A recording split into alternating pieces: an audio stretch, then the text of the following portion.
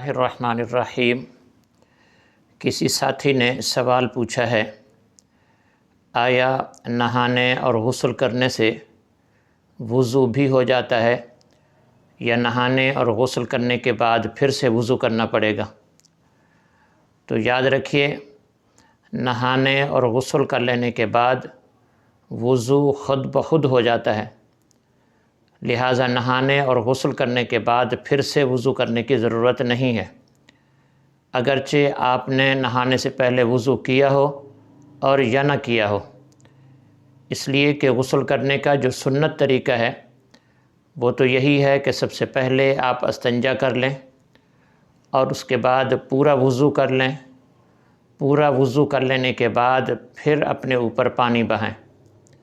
अलबत्ता यह है कि जब आप गुस्ल करने से नहाने से पहले जो आप वज़ू करते हैं उसमें आप थोड़ा सा ये चेंज कर लें कि आपने कुल्ली करने की जगह गरारे करने हैं, और वज़ू में हम एहतियात नहीं करते, नाक में पानी देते हैं, लेकिन गुस्ल करने के लिए नाक की नरम हड्डी तक पानी पहुंचाना ज़रूरी होता है। तो इसलिए सुन्नत तरीका तो ये है कि गुस्ल करने से पहले आप वज़ू कर लें, अलबत्ता कुल्ली की जगह आप गरारे करें और नाक की नरम हड्डी तक पानी पहुंचा दें। और अगर आपने गुस्ल करने से पहले वज़ू ना भी किया हो तब भी आपके नहाने से वज़ू ख़ुद ब खुद हो जाता है।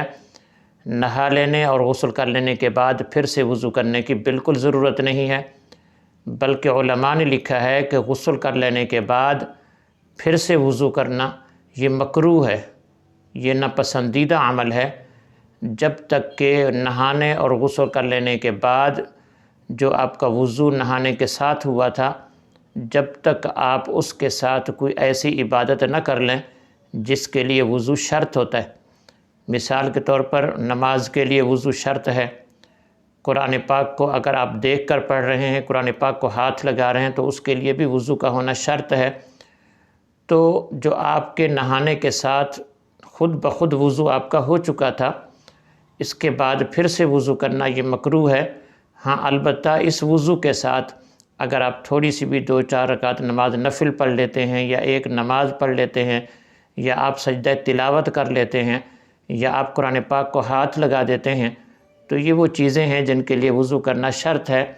यह कर लेने के बाद अगर आप फिर से वज़ू करें तो इसकी गुंजाइश है, लेकिन नहाने और गुस्ल कर लेने के बाद बग़ैर किसी इबादत किए फिर से वज़ू करना ये मकरूह नापसंदीदा अमल है।